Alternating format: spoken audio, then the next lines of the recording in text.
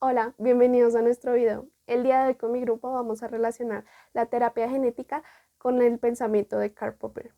Mi grupo está conformado por Viviana Ramos, Laura Llanes, Dayanis Pérez, Camilo Medina, Víctor Ávila y yo, Juliana Quintero. Pero ven, ¿quién es Karl Popper? ¿Quién es ese man? Bien, Karl Popper fue considerado uno de los filósofos de la ciencia más importantes del siglo XX. Y ven, ¿cuál fue su pensamiento? Bien, el racionalismo crítico es la base principal de la filosofía de Karl Popper. ¿En qué consiste esto? Bien, consiste en hacer una crítica a las teorías establecidas por la ciencia y se opone expresivamente al positivismo lógico. Ya mis compañeros te van a profundizar más en el tema y te van a aclarar esas dudas. Espero te guste este video y ya nos vemos.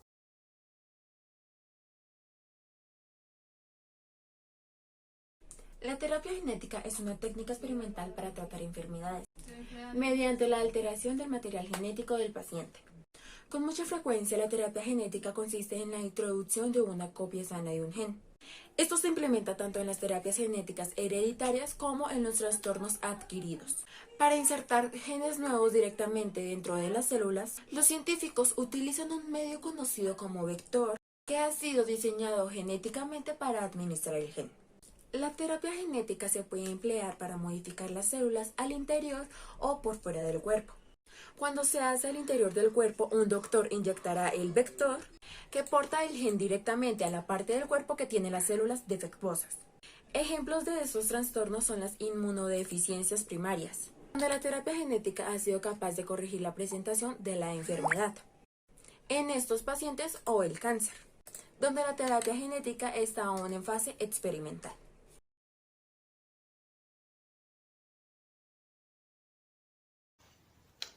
Las aplicaciones de la terapia genética. Estas pueden realizarse en tres distintas estrategias, las cuales se utilizan a nivel de la medicina y de la ciencia. La primera estrategia que mencionaremos es SBIO, la cual se encarga de extraer el gen defectuoso para ser reparado exterior del órgano.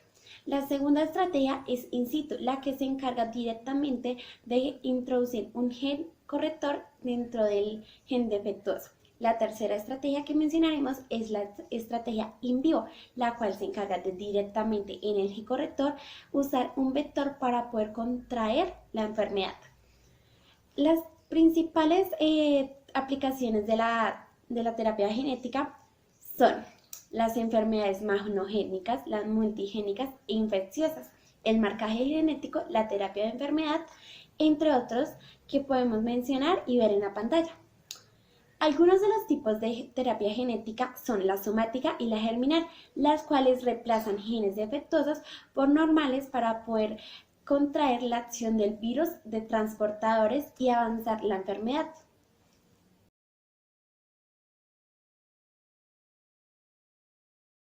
Bueno, pero ¿por qué relacionar a Karl Popper con la terapia genética? Bueno, es muy sencillo. El fashionista decía que la ciencia era un conjunto de hipótesis que proponen a modo de ensayo o el propósito de describir o explicar algo de manera precisa.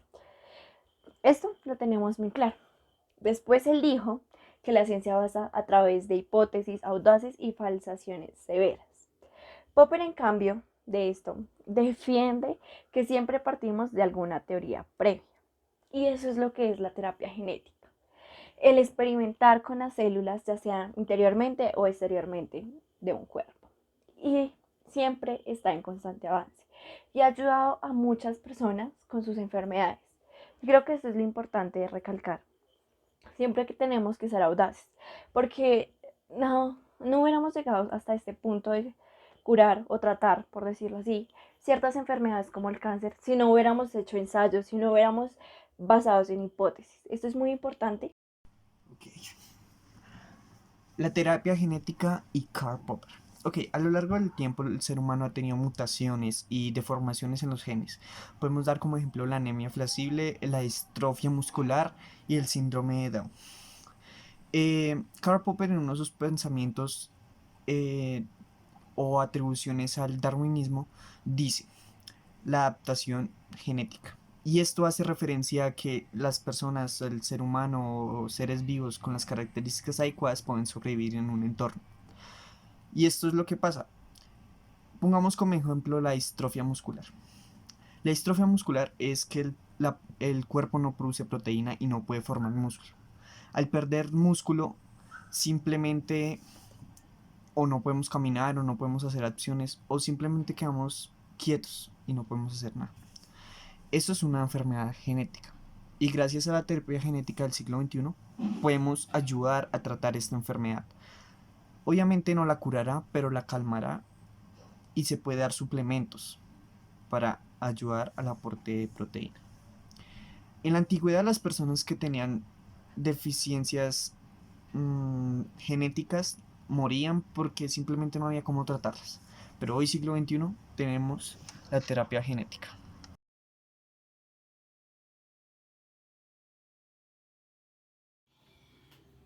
A través del video hemos podido concluir que la terapia genética es importancia en la actualidad, pero también es importante recalcar su importancia en el futuro, ya que en un futuro no solo hablamos de tratar enfermedades, sino que también podríamos hablar de curarlas o de impedir que aparezcan en los seres humanos.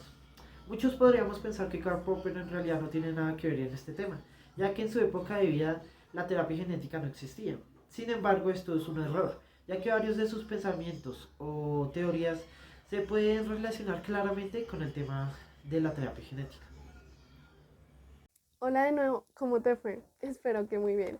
Espero que este video haya sido de tu agrado y si es así, no olvides apoyarnos con tu suscripción y que hayas aclarado todas esas dudas que tenías y ver cómo relacionamos el pensamiento de un filósofo muy importante con la terapia genética.